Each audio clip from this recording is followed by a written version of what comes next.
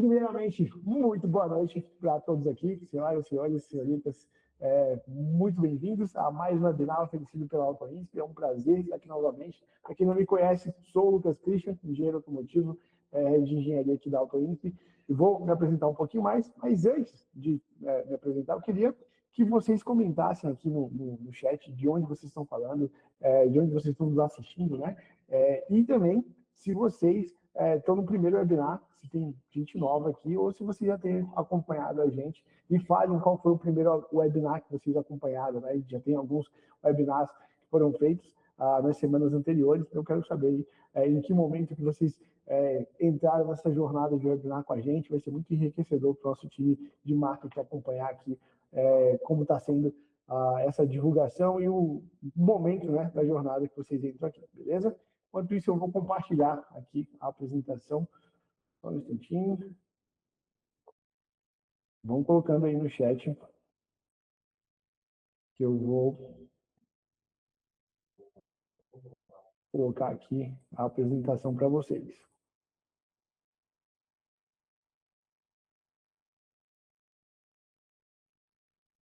Compartilhando. Espero que vocês estejam vendo. Estão vendo, certo? Todo mundo vendo? Eu vi ali a Bruna de São Paulo, Cascavel, Paraná, acompanhando aqui desde o primeiro. Fernando, desde o primeiro webinar. Que bacana aqui. Que prazer, Fernando. Saber que vocês estão com a gente desde o primeiro. Com o pessoal da Suporte de Chapecó, Santa Catarina. Lages, Santa Catarina, Matheus de Lages, legal, cara. Guilherme de Brasília, o André do Rio Capital aí. Como é que tá o Rio, cara? Como é que tá preparativos pro show da Shakira, né? A Shakira vai fazer um show amanhã, no Rio, acho que é amanhã, né? No Rio de Janeiro. Estamos ouvindo na rádio. Depois comenta aí como é que tá a movimentação, se está muito cheio o Rio ou não. Bom, vamos então para o nosso assunto de hoje. Galera, a gente vai falar um pouco sobre dinâmica veicular e principalmente voltado ali sobre relatos, né? O André falou que tem bastante turista ali na Zona Sul.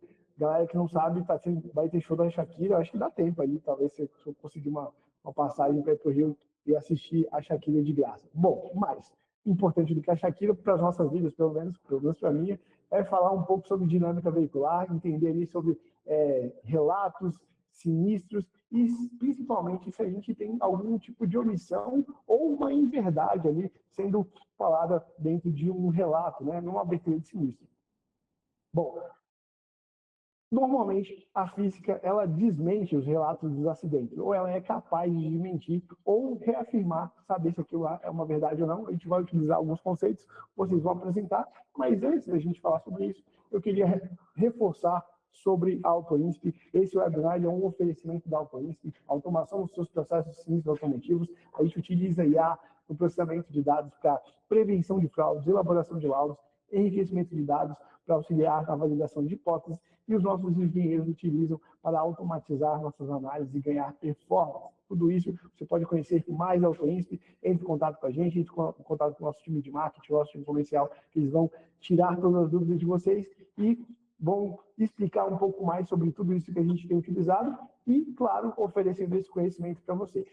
Nesse webinar, a gente vai falar sobre como que os relatos são inquestionáveis, se eles podem ser questionáveis ou não, um pouco sobre dinâmica veicular. A gente vai fazer uma breve revisão sobre colisões, vocês lembrarem ali o que a gente falou no webinar de colisões, que vai servir como base para a gente entender alguns conceitos físicos que a gente apresenta. Além disso, apresentar quando que o relato não bate, né, com os danos, como que vocês podem observar os danos e ter um pouco de dúvida sobre o relato, se é verdade ou não, como que a gente faz isso, como que a gente vai desmentir os relatos. Vou trazer alguns estudos de caso para vocês, para a gente ver na prática como é que isso funciona e apresentar essa ferramenta técnica para vocês. Logo mais a gente faz uma revisão, recapitulando tudo que a gente falou no webinar de hoje.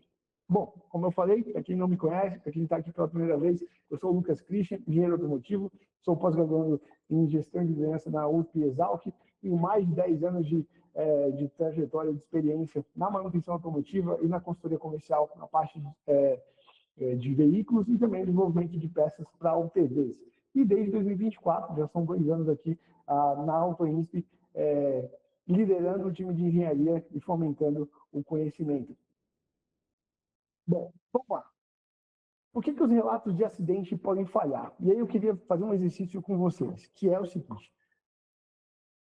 Tentem lembrar ou recordar de algum relato que ele foi inconclusivo ou que a sensação foi que estava faltando algum tipo de informação.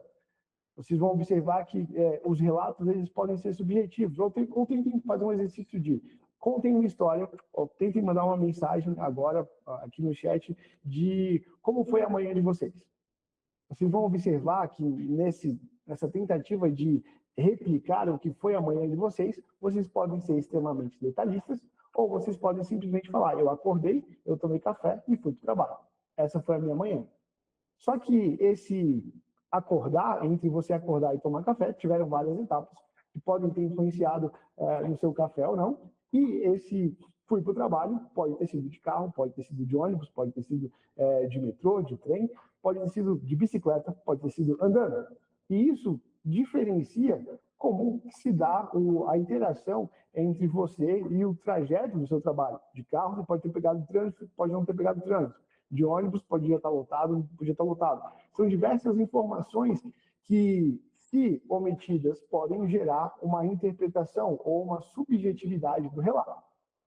Né? Sem contar que a pessoa que está relatando, se você teve uma manhã muito boa, você vai querer falar que a sua manhã foi muito boa, né? Você vai falar, cara, tive um café excelente, ou comi um pão com ovo que eu gosto bastante, ou não, se você estava estressado, sua manhã você acordou atrasado, você teve que pegar ali, mal pegou o pão e saiu de casa, você vai trazer menos detalhes, né? Então, o relato, ele é influenciado pelo estado mental daquele que faz o relato. E aí faz com que a gente tenha uma subjetividade maior e também, talvez, algum tipo de omissão de informações que podem ser relevantes para o relato. Bom, a engenharia, ela analisa o relato, mas ela não faz interpretações, ela analisa o movimento. A gente fala que a gente utiliza o relato como algum tipo de referência, mas a gente não se prende ao que o relato foi falado, porque a gente vai ouvir, em vez de ouvir as pessoas que podem estar afetadas ali pelo estresse ou pela subjetividade, a gente vai analisar o que o carro tem a falar. E aí o veículo não mente. Consequentemente, a física também não.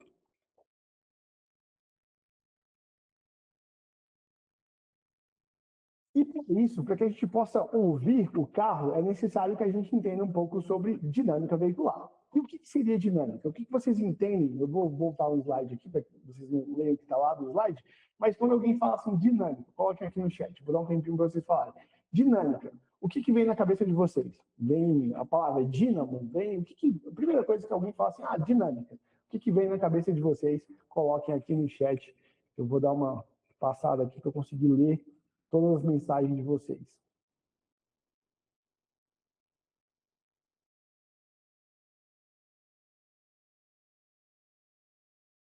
A Bruna comentou aqui como o sinistro ocorreu, o Fernando falou a forma como o acidente ocorreu, movimento. O que mais?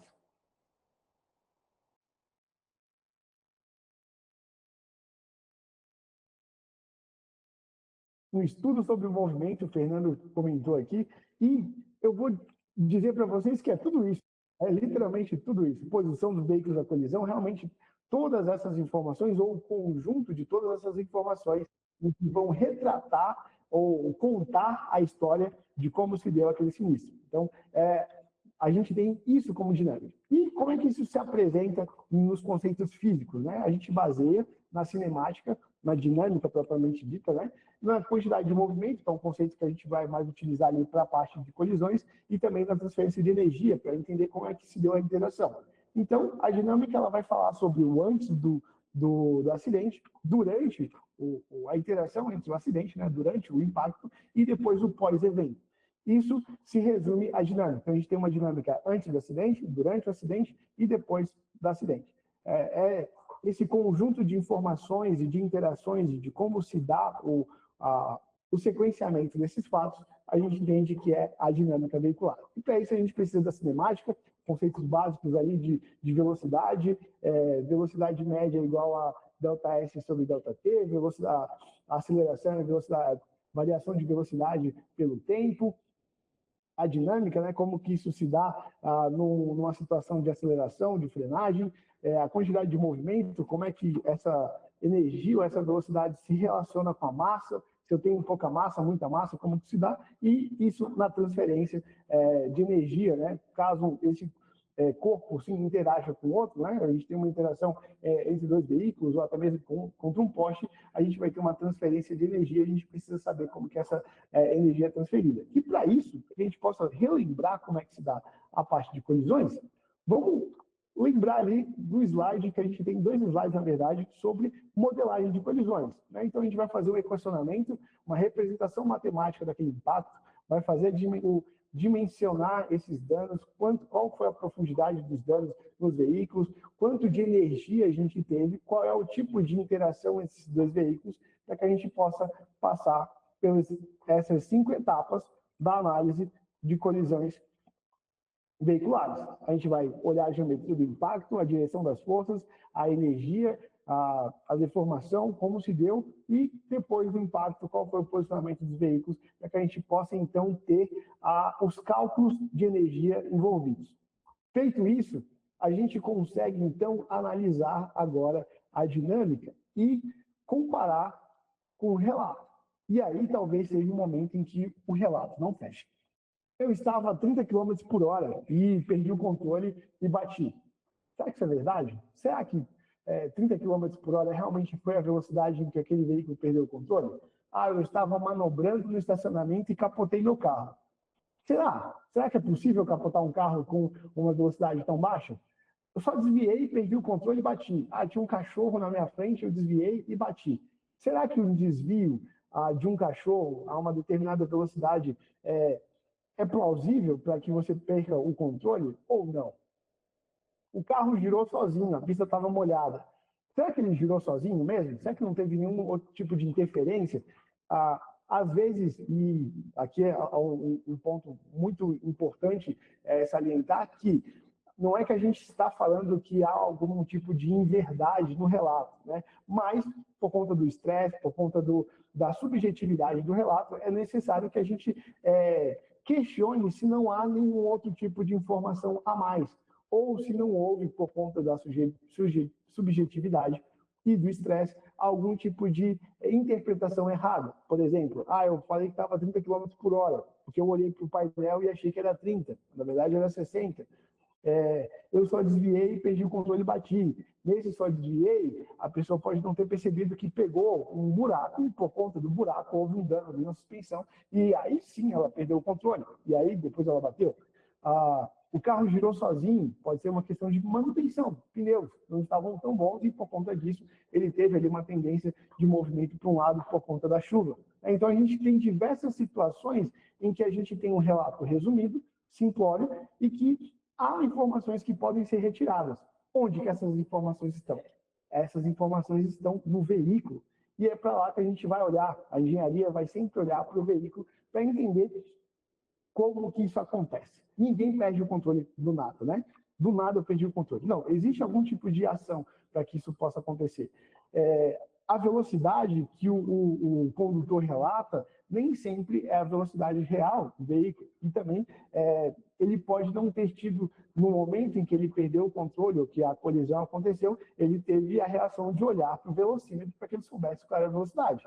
Às vezes ele olhou 3 segundos antes, nesses 3 segundos ele estava com o pedal no acelerador, acelerando, e aí a velocidade vai ser maior. Então a gente vai olhar para o que o carro está dizendo sobre o que aconteceu. Como que a gente pode identificar essas informações? Bom, deformações mais extensas, deformações que abrangem o carro como um todo, ele tende a ter velocidades maiores. Velocidades baixas vão gerar interações de pequena intensidade, né, com danos pequenos. Então, você vai analisar e falar assim, é uma região muito grande, foi o setor frontal inteiro do veículo. O dano chegou até mais ou menos ali o meio do motor, o motor foi deslocado. Aí você começa a entender que são danos intensos no veículo que não podem estar associados a velocidades mais simples, né, ou mais baixas, como 30 km por hora, 20 km por hora. né? Uma boa técnica que vocês podem utilizar para entender se aqueles danos visualmente fazem sentido ou não é a utilização de crash test.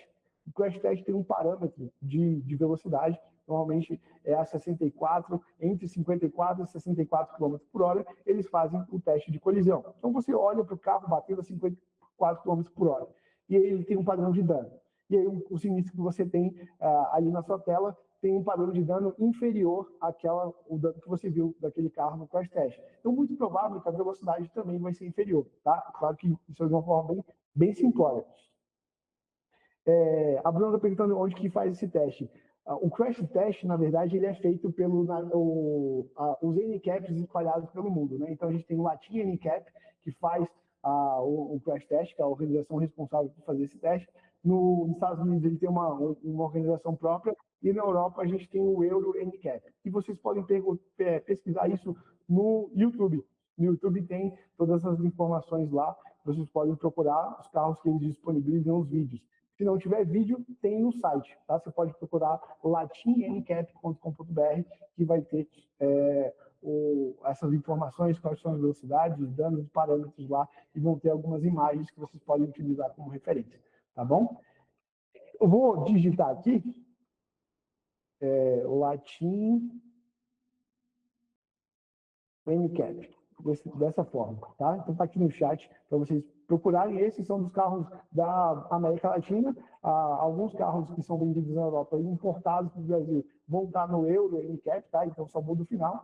E aí a gente tem o Asian NCAP também, que pode ser utilizado como referência. Mas a NCAP é a organização mundial que trabalha aí com esses crash tests, que são muito bons, para vocês terem referência de danos. Bom, além disso, como eu estava falando, ninguém perde o controle do nada, né? Para você perder o controle, você precisa que haja algum tipo de ação ou externa ou do próprio veículo. Por exemplo, eu posso ter uma falha mecânica. Eu posso ter os meus freios não funcionaram. Eu tenho uma falha nos freios, por conta disso eu não consegui frear e acabei perdendo o controle. Ou, por exemplo, eu tive um travamento de uma das rodas por conta de rolamento, o rolamento estourou e uma das rodas travou e por isso eu perdi o controle. Então, eu tenho uma justificativa que vai ser ou uma ação externa, no sentido de algo externo ao seu veículo fez com que o veículo perdesse o controle, no caso, um excesso de velocidade, uma curva a uma velocidade não plausível, né, que não cabe à execução daquela velocidade, ou uma falha mecânica, falha nos freios, falha no sistema de transmissão, falha no sistema de powertrain, vai gerar esse tipo de perda de controle. E também você tem a ação do condutor. Pode ser imperícia, pode ser imprudência, tá? Mas uma tentativa de desvio a uma velocidade inadequada, uma tentativa de manobra, por exemplo, de acelerar o veículo, né? Uma arrancada com o veículo, pode ser tanto uma imprudência quanto uma imperícia, e isso gerar a perda do controle. Então, a perda do controle pode vir também pela ação do condutor. E questões externas, como eu falei, um exemplo disso é a pista molhada, ou pista com óleo, ou algum tipo de detrito na pista que vai fazer com que você possa perder o controle, né? Em muitos casos, vocês já observaram a ação dos bombeiros, eles jogam areia na pista, né, quando a gente tem óleo, justamente para tirar ali, voltar o atrito, para que você possa não ter nenhum tipo de perda de controle. Então, você tem aí situações mais ou menos como essa, mas também a areia, em determinadas situações, pode fazer com que você perca o controle. Você está numa situação de estado de terra, por exemplo, e você sai de chão batido para terra fofa, e isso pode fazer com que você perca o controle da condição também. Então, a estrada, o atrito é muito importante para esse tipo de situação. E, como o atrito é importante, a gente vai olhar para pneus, né? Onde que é o contato desse veículo com o chão? Nos pneus. Então, situações de perda de controle, a gente vai olhar sempre para a velocidade e para os pneus. E aí vamos imaginar, num caso hipotético, não sei se vocês já devem ter se deparado com algo sobre isso, que o relato dizia, eu estava a menos de 30 km por hora. E aí você olha, os danos estão bem intensos na região frontal do veículo. E aí você fica com dúvida, manda para a autoriência volta para você com uma velocidade estimada de 65 km por hora. Bom, a gente tem então que o relato, ele teve um equívoco, né? O condutor ele teve um equívoco ao informar a velocidade, que a gente tem uma incompatibilidade do dano. O dano apresentado era por uma velocidade de 65 km por hora, e o relato fala, então, de uma velocidade de 30 km por hora. Não sei se isso já aconteceu com vocês, mas a gente pega aqui, de vez em quando, situações como essa. E é justamente nessas situações em que o relato vai perder força, em que a física ela vai mostrar que há um equívoco ali naquele relato, e ele pode ser judicialmente invalidado, né, por conta da parte técnica apresentada. Como que eu vou invalidar um relato, judicialmente falando? Eu preciso ter validade técnica. Então, eu preciso que algum engenheiro faça um laudo pericial mostrando que aquele relato não é verdade, ou que eu tenha alguma outra prova, seja ela material, algum tipo de vídeo, que comprove que aquele relato também não é verídico. Somente dessa forma que a gente vai conseguir ter a invalidade desse relato de forma judicial, tá bom? Bom, vamos então para o estudo de caso, vamos observar isso na prática, como é que se dá uma análise de um relato e como é que a gente descobre a dinâmica do que realmente aconteceu. Nesse caso, a gente tem um relato dizendo o seguinte: eu estava trafegando pela perimetral, quando passei pelo viaduto, o carro aquaplanou por conta da chuva e rodou na pista. Esse é o relato. Não fala para onde, de onde para onde, como que ele rodou, não menciona que ele teve a lateral impactada por um poste, né? Como vocês podem observar aqui.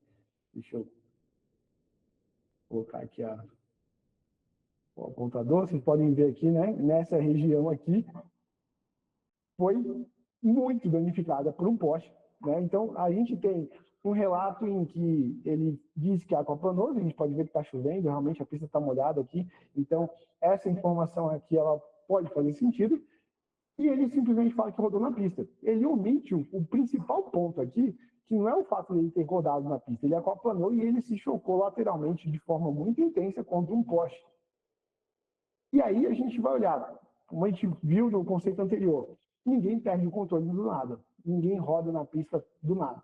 E também, para você aquaplanar, se você estava no webinar de pneus, que a gente falou sobre aquaplanagem, é necessária uma velocidade específica para que você gere uma situação de aquaplanagem. Logo, a gente precisa, então, entender qual era a velocidade desse veículo, quais as situações ali que ele pode gerar a aquaplanagem ou não, e principalmente como que se dá esses danos, qual é a energia necessária para que esses danos acontecessem. Então, vamos observar um pouco mais desse veículo, né? Olhando para esses danos, a gente tem a coluna A completamente destruída, parte do teto destruído, a gente tem realmente a porta do passageiro do lado direito completamente destruída também. Danos intensos, uma profundidade alta, vocês imaginam na lateral do veículo, né? Então, vocês podem aqui imaginar todo o airbag lateral fracionado, o airbag frontal fracionado, vocês podem imaginar que realmente era uma velocidade bem considerável para que possa se gerar esses danos. Vamos analisar um pouquinho mais esses danos. Vocês podem ver aqui no teto, a gente tem até a metade, né, do teto foi danificada por contato com um poste. Então, se a gente imaginar um poste nesse sentido, na parte para cima aqui, o carro precisa ter feito esse movimento lateral para que, em contato com o poste, a gente tenha esses danos. E aí, eu não sei se vocês se atentaram a essa... Só apagar aqui. A essa imagem, mas voltando aqui no slide em que a gente tem o carro na via, a gente tem o poste caído. Então, além de ter se chocado com o poste, ele também derrubou o poste.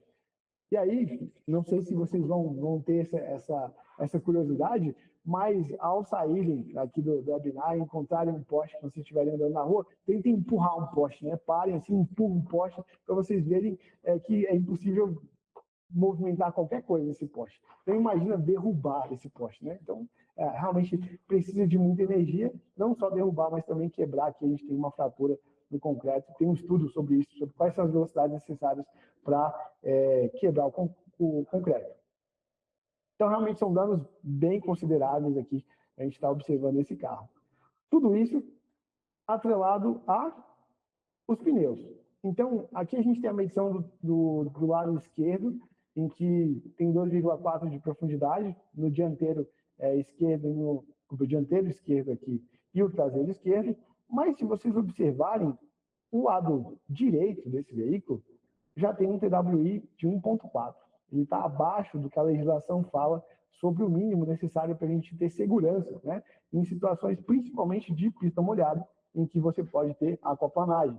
Então, a gente começa aqui a entender que o relato ele tem certa veracidade, porém, ele omite informações que são extremamente relevantes, que é velocidade e situação dos pneus, e que a gente observou justamente aqui.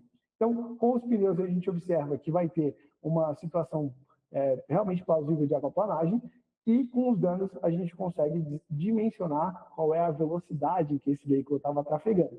Então, a gente tem, pelas contas da engenharia, que esse veículo estava trafegando a pelo menos 92 km por hora, né? Então, essa é a velocidade de aquaplanagem. Essa velocidade está condizente com a velocidade com que ele bate no poste, né? Que foi calculada de 87 km por hora. Então, a gente tem todo o equacionamento com todas as informações para chegar em que a causa desse sinistro foi uma aquaplanagem por conta dos pneus e eles foram o contrário, foi a velocidade excessiva que gerou a aquaplanagem, porque se não tivesse com excesso de velocidade não teria tido a aquaplanagem, e essa aquaplanagem foi agravada, ou a perda de controle, né, foi agravada pelos desgastes excessivos do pneu. Então, a velocidade, para você ter uma ideia, a velocidade de aquaplanagem para esse carro, para esse pneu, naquelas condições, era de 92 km por hora. Era o mínimo para ele aquaplanar. E aí os pneus corroboram para que ele possa perder o controle e a gente tem uma colisão no poste a 87 km por hora. Então, numa via de 60 km por hora. Então, a gente tem realmente um excesso, mais de 50% de excesso de velocidade. Poderia ter sido evitado com o veículo trafegando na velocidade da via, né? Então, a gente tem uma situação em que o relato é verídico, ele aquaplanou e perdeu o controle e rodou na pista, isso é verdade, mas ele omite as informações de que ele estava com o pneu ruim, ele perde o controle direcional para o lado dos pneus que estão abaixo da situação mínima de uso, e ele estava com excesso de velocidade, foi por conta desse excesso de velocidade que ele perdeu o controle. Bom, e esse outro caso? Avaliem essa Ranger.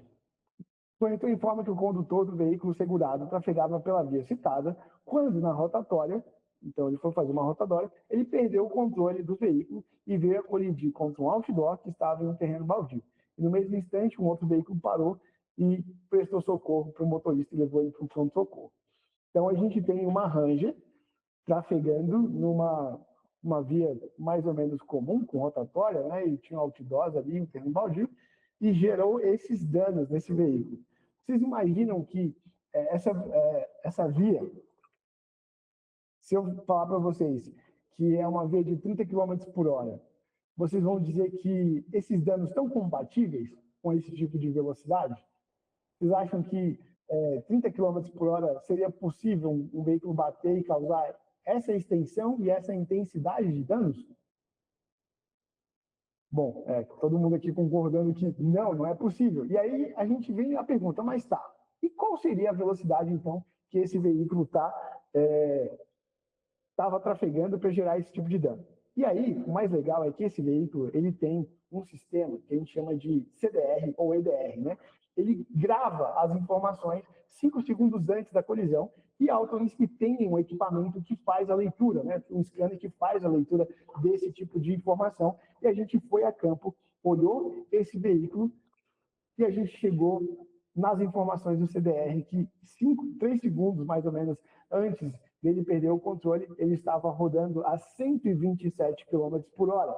E ele perde o controle e tem um impacto ali no outdoor a 85 km por hora. Em uma via, volto a dizer, de 30 km por hora. Então a gente tem aqui um excesso de velocidade de 217% acima do limite permitido. Só foi possível observar essa velocidade por conta do CDR, né, do scanner que fez essa leitura. Ele foi lá, pegou essas informações, então a gente, através da telemetria que o próprio carro salvou, que ele gerou essas informações, a gente conseguiu extrair e chegar na velocidade de 127 km por hora. Os danos são muito parecidos, né? A gente tem uma simulação de Monte Carlo em que os danos que foi possível calcular gerados ali por essa interação estavam na casa de 102 km por hora. A gente tem ali uma proximidade, claro que a gente perde algumas informações com relação à distância de frenagem, qual foi o momento exato que ele perdeu o controle. Então, é possível chegar em uma velocidade através dos danos, mas a velocidade exata veio por conta do EDR, do CDR, do scanner especial que salva essas informações. Não são todos os veículos, né? Se você quer saber um pouco mais sobre CDR e EDR, volta lá no nosso webinar justamente sobre isso, sobre simulação de CDR, que a gente vai falar um pouco mais sobre como que funciona, quais são as vantagens e desvantagens desse tipo de sistema, mas a gente conseguiu chegar nessa velocidade de 217% acima do limite de velocidade, né? Então, a dinâmica ela fica muito clara em que ele não perdeu o controle, né? Ele estava num excesso de velocidade e era impossível, fisicamente impossível, ele fazer uma rotatória nessa velocidade, numa via em que os engenheiros de trânsito programaram ela para ser uma via de 30 km por hora. Você possa fazer tudo que acontece naquela via com segurança nessa faixa de velocidade. A 127 por hora, com certeza você vai perder o controle, você não vai ter a possibilidade de fazer uma rotatória e vai passar reto, que foi o que aconteceu. E agora, não sei se vocês estão familiarizados com esse símbolo bem aqui de Stuttgart, alemão, mas a gente está vendo aqui um Porsche. E o proprietário do Porsche afirma que ele estava na Avenida Amazônica, sentido Avenida das Torres, indo para a residência dele, quando cruzou na frente dele um cachorro grande e ele conseguiu desviar do cachorro, porém ele perdeu o controle, ele tentou virar o veículo na Avenida das Torres, porém sem controle ele foi ao canteiro central e bateu numa torre de alta tensão. E aí vocês pensam agora, vamos olhar para essa dinâmica. Você está dirigindo um Porsche, você vê um cachorro grande, você tenta desviar desse cachorro, você perde o controle e aí você vai para uma outra via e acaba batendo numa torre, né? E essa é a situação de um Porsche. 911, mais de 300 cavalos, 0 a 100 na casa dos 4, 5 segundos, uma máquina um tanto para quem gosta, né? De velocidade, e principalmente para quem gosta de acelerar. Então, aqui a gente tem uma combinação, pelo próprio veículo, de imperícia, né? Em que você tem uma máquina que talvez você não tenha o controle total sobre essa máquina e a gente tem uma possibilidade de você ter perdido o controle por imperícia, né? Não saber cuidar ali do que você está fazendo. Então, vamos olhar aqui como que se deu esses danos. A gente tem a parte frontal do veículo bem danificada, concentrada ali na região do lado direito, justamente onde ele afirma ter perdido o controle e colidido com a torre. Essa aqui mais umas imagens dos danos. E aí, vamos então analisar, a gente falou, que utiliza o relato como ponto de partida, mas a gente vai analisar o que o veículo está falando. O veículo está falando eu sou um carro de tração traseira, com bastante torque, com bastante potência, e que não é tão simples assim, apesar dos auxílios de direção, não é um veículo para qualquer pessoa acelerar, né? Ele transmite bastante potência para o chão, então ele acelera bastante rápido. E ele também tem uma exímia habilidade de curva e de contornar curvas, né? O que instiga, talvez, o condutor a acelerar um pouco mais em curvas. Bom, o que a gente tem no relato é que ele estava trafegando nessa via e ele foi adentrar a outra avenida aqui, a Avenida das Torres. Inclusive, tem uma torre bem aqui. Ele está indo nessa direção, perde o controle e bate nessa torre. Se ele está indo nessa direção e ele desvia de um cachorro, vamos dizer que ele desviou para a direita, e o cachorro apareceu mais ou menos por aqui. Ele desviou para a direita e ele vai para o matagal. Ele bateu aqui na torre, não foi para o matagal. Ele está andando aqui, o cachorro apareceu desse lado, ele apareceu desse lado e ele desviou para o lado que era mato. Não faz sentido também, porque ele teria parado aqui para desviar do cachorro. Então, a gente entende que se ele estava vindo nessa direção, o cachorro apareceu aqui, ele foi para a contramão, e na contramão ele perdeu o controle, tentou voltar e bateu nessa torre. Se isso foi verdade. Agora, imagine, vamos tirar o cachorro. A gente não sabe se o cachorro existe ou não. Tirando o cachorro, ele está vindo nessa avenida, sem nenhum tipo de restrição, no sentido que possa impedir ele de aumentar a velocidade, por exemplo, um quebra-mola. Tem uma parte de retenção que pare, e ele vai fazer a direita, a curva para a direita, e se choca com a torre. Se vocês observarem, essa curva é uma curva muito fechada. Eu vi aqui com o Fernando comentando que foi na cidade onde ele mora, então ele pode falar até se já aconteceu outros sinistros desse tipo ali naquela região, ou se há ruídos de pessoas que aceleram bastante aqui, porque talvez seja uma situação um pouco mais comum, né, do que a gente imagina. Então a gente tem aqui uma curva de 17 metros de raio. Nessas condições, para esse veículo, é uma curva em que você faz com segurança a 60 km por hora.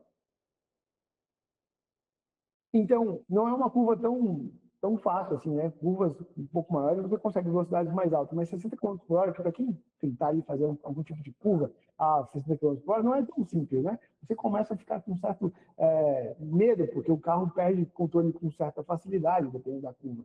E é justamente o que acontece nesse sentido. E para comprovar que a gente teria uma perda de controle nessa curva, nessa velocidade, a gente utiliza de um outro recurso que também já foi falado no webinar passado, que é a simulação. Então, a gente foi fazer uma simulação para entender. Primeiro, 911 fazendo uma curva a 60 km por hora, essa mesma curva, ele iria perder o controle? Sim. Onde que ele iria se chocar com o poste? Dessa forma. Mostrando a tendência do movimento na perda de controle. Então, a gente observa aqui a curva, a perda de controle, os danos observados no veículo, vamos voltar aqui exatamente onde foram os danos, condizem com uma perda de controle em uma curva. Ele saiu pela tangente, não sei se vocês já ouviram falar dessa expressão, né? Em que a tendência do movimento é você sair pela tangente, e na curva a mesma coisa. A tendência de carros em que você faz a curva com excesso de velocidade é você sair da curva, né? Ele pode sair de traseira, pode sair de dianteira, depende ali do tipo de tração desse veículo, mas a tendência numa curva pelo excesso de velocidade é você sair na curva. Como ele é um veículo de tração traseira, você tende a ter a sua traseira saindo, como mostra aqui na simulação, a traseira sai, no momento da correção, você tem um choque, em vez de ser com o lado esquerdo, que seria a tendência de veículos com a condução dianteira, né, com a tração dianteira, você tem, então, um choque com o lado direito, né, que aí mostra justamente a dinâmica do veículo por conta da tração ser traseira. Então, a gente tem uma situação em que o relato foi: desviei de um cachorro, a gente não viu o cachorro, não sabe de cachorro, ele perdeu o controle e bateu. Mas, na verdade, a gente tem uma situação de velocidade crítica de curva com um excesso de velocidade caracterizado ali, a gente conseguiu medir essa velocidade. Então, a via de 40 por hora, o Bruno pode até, Fernando, desculpa, pode até confirmar para a gente que a via onde ele estava era de 40 km por hora, foi acessar a outra avenida a pelo menos 60 km por hora, não foi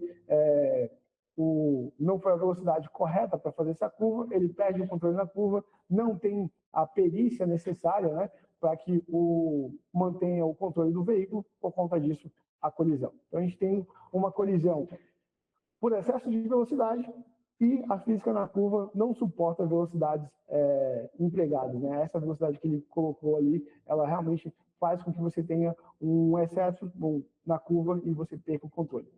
A 40 por hora, ele teria batido? Não.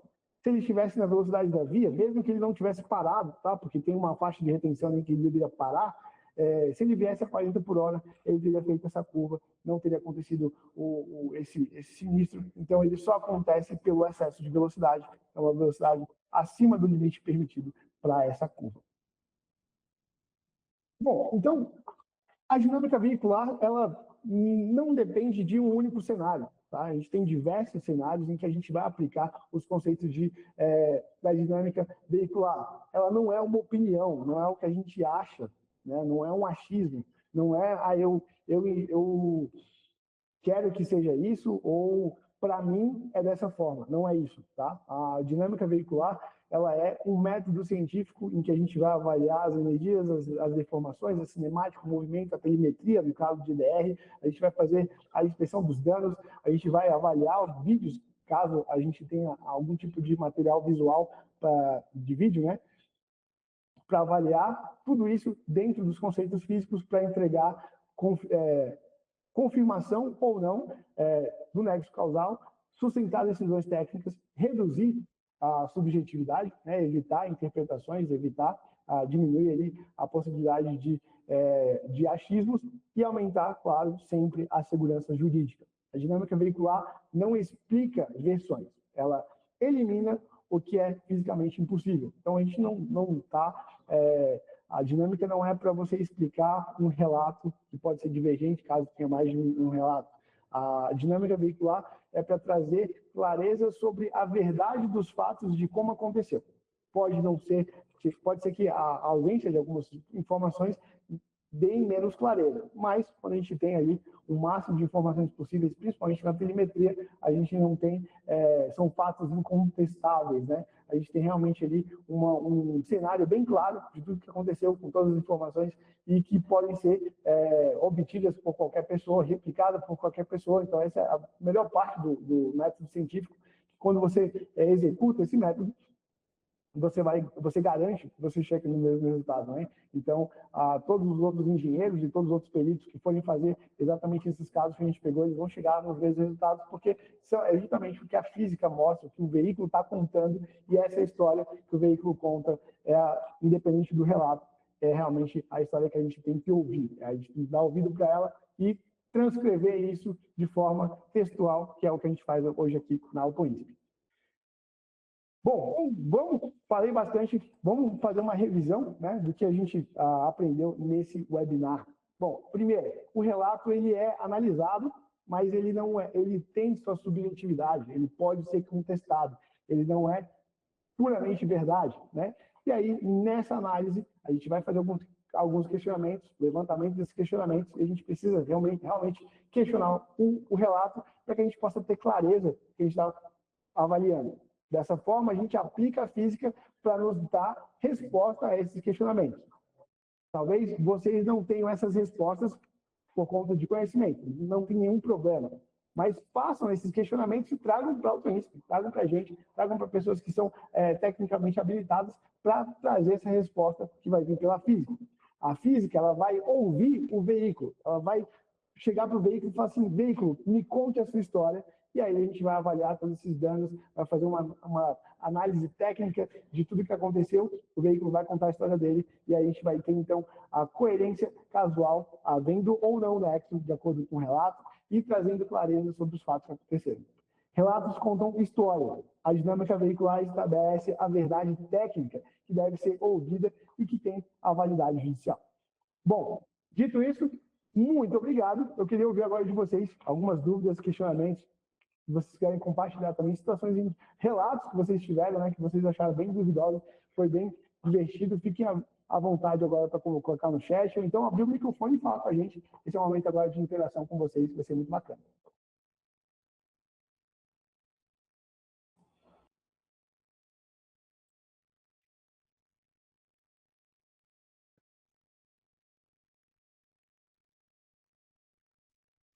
A Bruna falando sempre faz, verdade, Bruna, você sempre está com a gente aqui, muito bacana.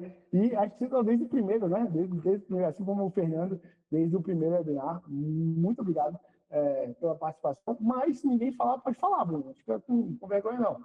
Pessoal, se está dando oportunidade, se não falarem, pode participar, fica à vontade. Eu nem sabia que aquele era o primeiro. no dia que eu participei. Mas deixa eu fazer uma pergunta para você, digamos, um pouco mais pessoal.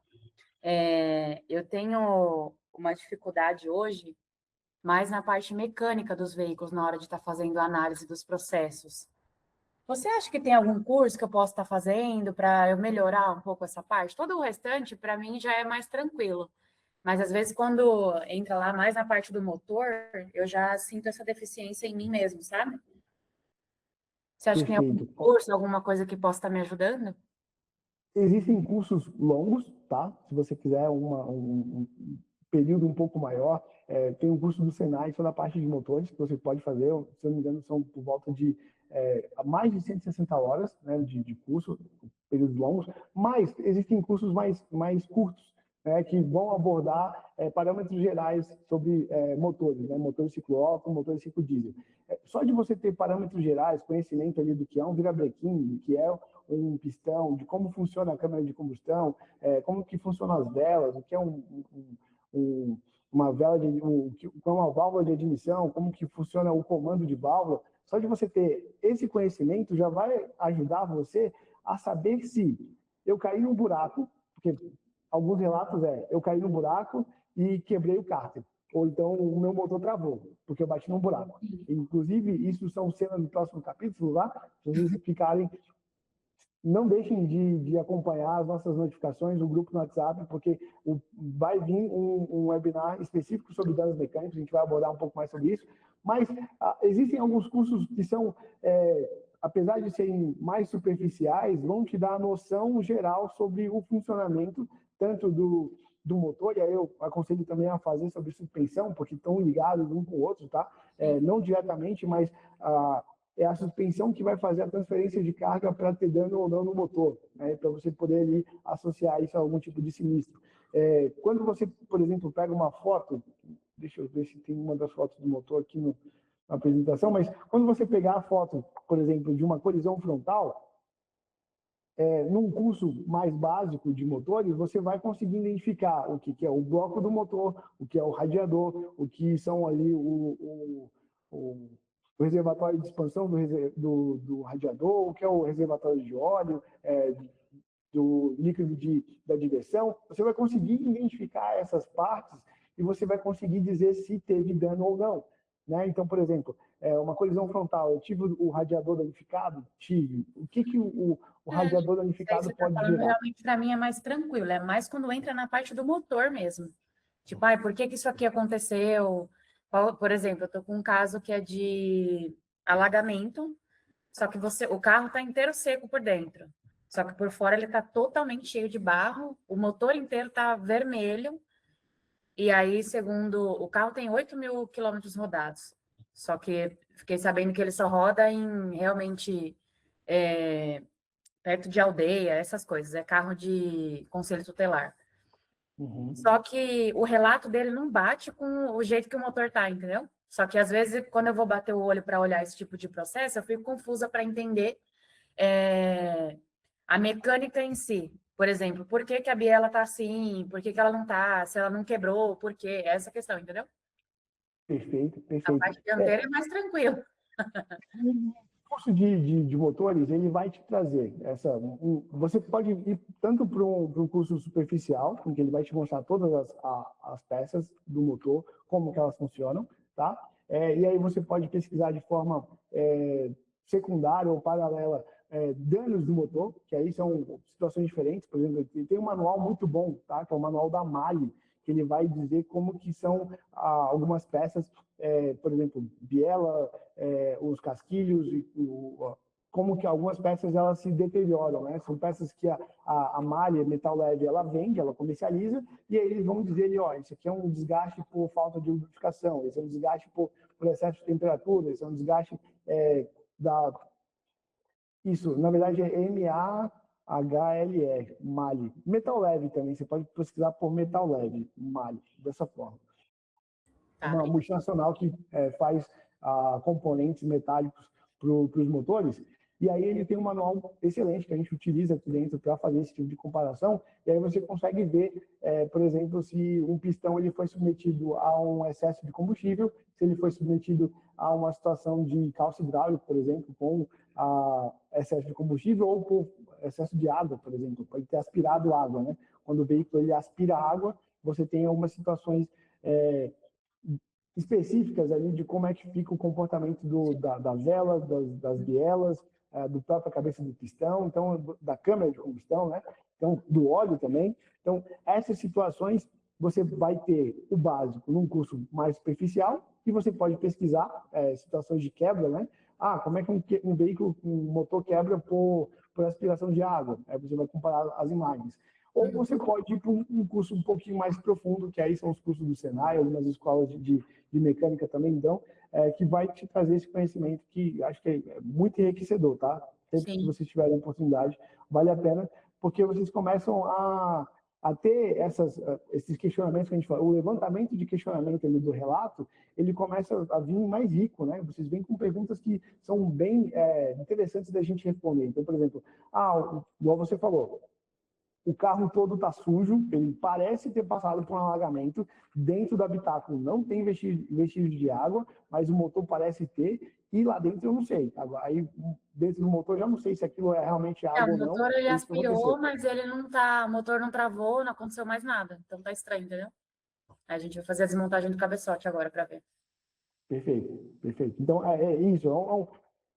Essas situações é que o cabeçote vai falar, o motor vai falar, o óleo vai dizer, ele vai trazer, a física vai trazer a resposta para vocês. Então, é uma situação, um relato duvidoso, eu estou achando isso esquisito. A física fala o quê? A física fala que se entra água, o motor trava. Ele pode travar? Ele pode só ficar com algum tipo de restrição?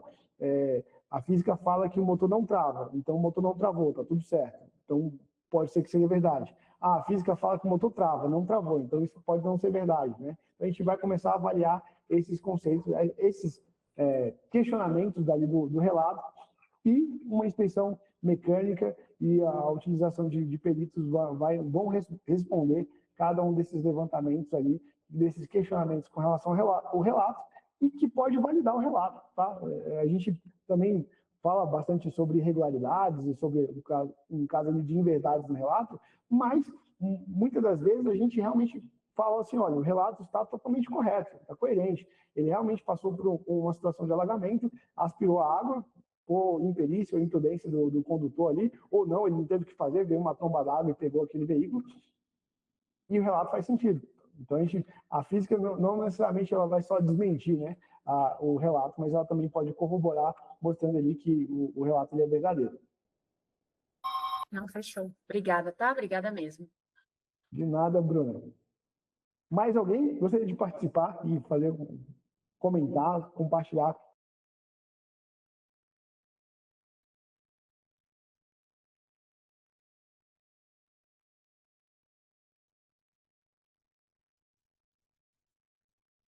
Eu acho que tá sem som, não sei se é só para mim. Eu não tô ouvindo, não. E agora, você está me ouvindo? Voltou. A qualidade do áudio, porque o microfone acabou a bateria aqui. A gente está com o auxiliar. Tudo certo. E aí, mais alguém gostaria de compartilhar com a gente?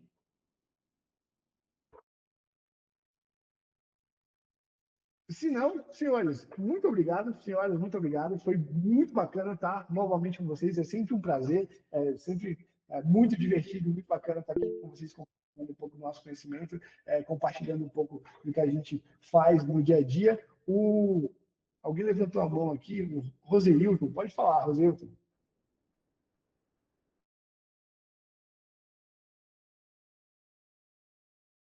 Não, levantou errado, não tem problema, não tem problema. Gente, muito obrigado por estarem aqui numa véspera de feriado, às 7 horas da noite, me ouvindo aqui conversar sobre sinistros e relatos e colisões e como que a dinâmica veicular traz clareza sobre tudo isso. Ficou com dúvida? Está com dúvida num sinistro? Está com dúvida de um relato?